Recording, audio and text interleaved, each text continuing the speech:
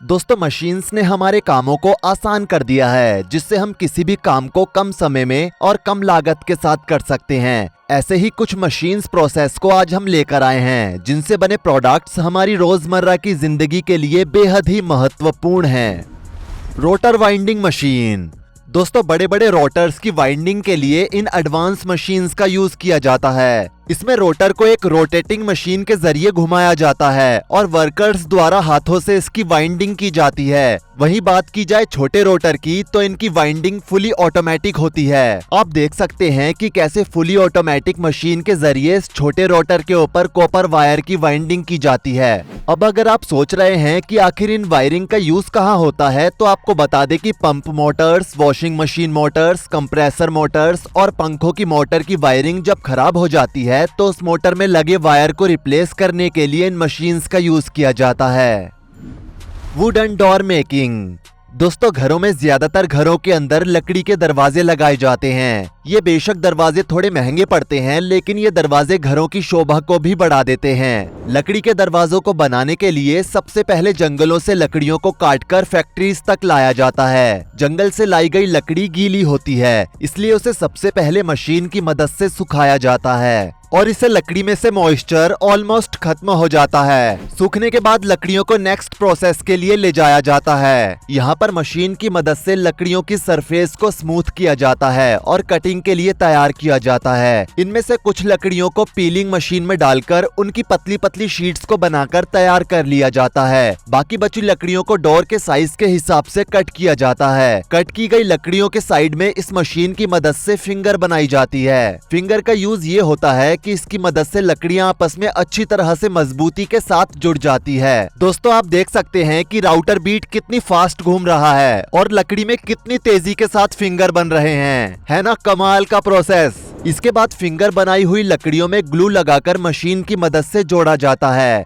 और इन लकड़ियों के छोटे छोटे टुकड़ों को काटकर डोर की साइज फ्रेम बनाई जाती है और ऐसे ही डोर की आउटर फ्रेम भी बनाई जाती है। दोस्तों ये साइड फ्रेम और आउटर फ्रेम कस्टमर के ऑर्डर के अकॉर्डिंग छोटी या बड़ी हो सकती है। आउटर फ्रेम बनाने के बाद फ्रेम के अंदर की स्पेस को लकड़ियों के छोटे छोटे टुकड़ों से फिल करके सेट किया जाता है। अब फ्रेम को पूरी तरह से लकड़ी के टुकड़ों से फिल करने के बाद लकड़ी के एक्स्ट्रा पार्ट को कटर की मदद से कट किया जाता है और इसी तरह से डोर फ्रेम का बेस बनाया जाता है। इसके बाद बारी आती है शुरुआत में पीलिंग मशीन से बनाई गई शीट्स को इन लकड़ियों के फ्रेम के ऊपर चिपकाने की। इसके लिए सबसे पहले इन शीट्स पर एक मशीन की मदद से ग्लू लगाया जाता है। ग्लू लगाने के बाद एक शीट पर छोटे छोटे टुकड़ों को रखा जाता है। फिर इन शीट्स को इस तैयार वुडन फ्रेम को कवर करते हुए रखा जाता है। इन छोटी छोटी शीट्स को इस वुडन फ्रेम पर जमाने के बाद अंत में एक बड़ी शीट पर ग्लू लगाकर इन सभी छोटी छोटी शीट्स को कवर करते हुए इस पर रख दिया जाता है और फिर इस प्लाईवुड के दूसरी तरफ भी इसी प्रोसेस को दोहराया जाता है और इसके बाद दूसरे हिस्से पर भी इसी तरह से शीट को ग्लू की मदद से चिपका दिया जाता है और इसके बाद इस तैयार प्लाईवुड को लेकर एक हाइड्रोलिक प्रेस मशीन में रख दिया जाता है। यहाँ इसे प्रेस करके इन्हें कुछ देर तक हीट किया जाता है ताकि इस दरवाजे में जितने भी जॉइंट्स हों वो पूरी तरह से मजबूत हो जाएं। कुछ समय के बाद बाहर लगाई गई बड़ी शीट्स भी पूरी तरह से लकड़ी पर अच्छे से चिपक जाती है, जिसके बाद इसे मशीन से निकालकर इसमें से इस एक्स्ट्रा पार्ट को मशीन से काटकर अलग कर दिया जाता है। अब अगर आप सोच रहे हैं कि अभी ये दरवाजा बनकर तैयार हो गया है, तो आपको बता दें कि इसका असली प्रोसेस तो इतना काम होने के बाद शुरू होता है। दरवाजे की अच्छी फिनिशिंग और कोटिंग के लिए डोर फ्रेम पर सैंडिंग की जाती है। दोस्तों ये सैंडिंग प्रोसेस दरवाजे की क्लीन और स्मूथ सरफेस के लिए बेहद जरूरी होता है। सैंडिंग के बाद एक मशीन की मदद से डीपिंग प्रोसेस के जरिए इन दरवाजों में पेंट किया जाता है।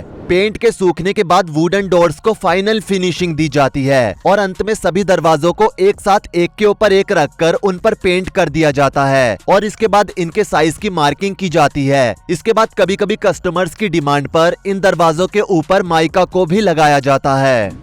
Razor blade making process. दोस्तों रेजर ब्लेड बनाने के लिए स्टेनलेस स्टील की एक पतली स्ट्रिप का इस्तेमाल किया जाता है। सबसे पहले इस स्टेनलेस स्टील की स्ट्रिप को एक पंचिंग मशीन से होकर गुजारा जाता है। इस पंचिंग मशीन का काम होता है इस स्ट्रिप में बीच में छेद करना। फिर इस स्ट्रिप को एक भट्टी के अंदर डाला जाता है, जहां इसे 1000 डिग्री सेल्सियस तक गर्म किया जाता है। यहाँ पर इस स्ट्रिप को महज 20 से 25 सेकंड्स तक ही रखा जाता है। इसके बाद इस स्ट्रिप को ठंडा करने के लिए कूलिंग चैम्बर से होकर गुजारा गुजारा जाता है। इन हीटिंग और कूलिंग प्रोसेस का काम इस स्ट्रिप की हार्डनेस को बढ़ाने का होता है। फिर इस स्ट्रिप को किनारों पर से ब्लेड की शेप में काटकर एक फिंगर से गुजारा जाता है, जहां इन पर कंपनीज की ब्रांडिंग की जाती है, यानी कि जिस कंपनी का ब्लेड है उसका नाम छापा जाता है। फिर इस स्ट्रिप को मल्टीपल ग्राइंडिंग मशीन से गुजारा जाता है, जहां इन ब्लेड के किनारों पर धार लगाई जाती है। इसके बाद इन्हें पॉलिशिंग प्रोसेस से गुजारा जाता है, जहां इनकी शार्प एजेस को परफेक्टली फिनिशिंग दी जाती है।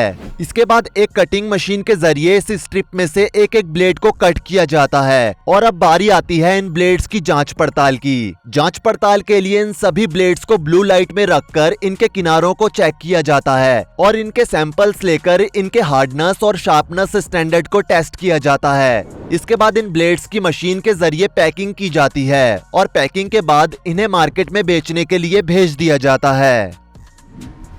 Iron rod making.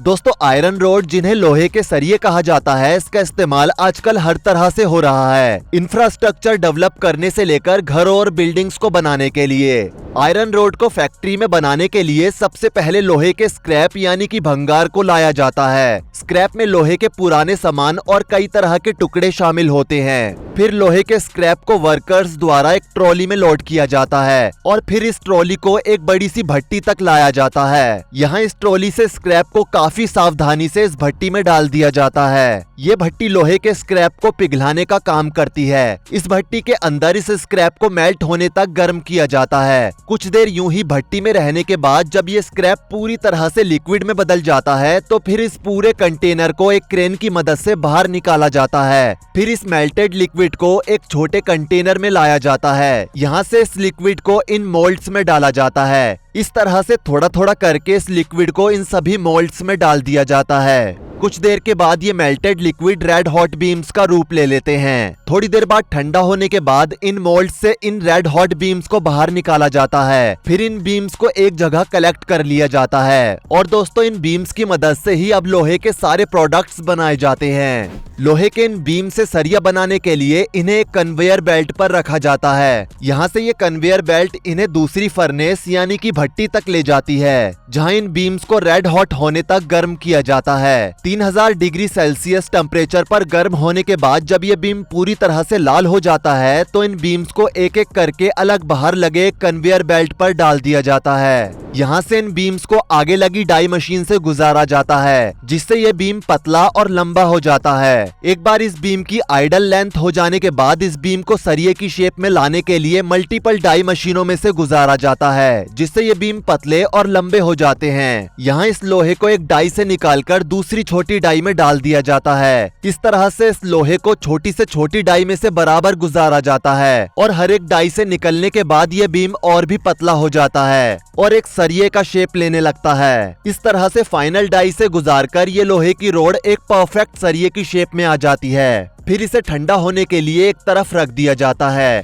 और ठंडा होने के बाद ये सरिया पूरी तरह से बनकर तैयार हो जाता है। Steel sheet making.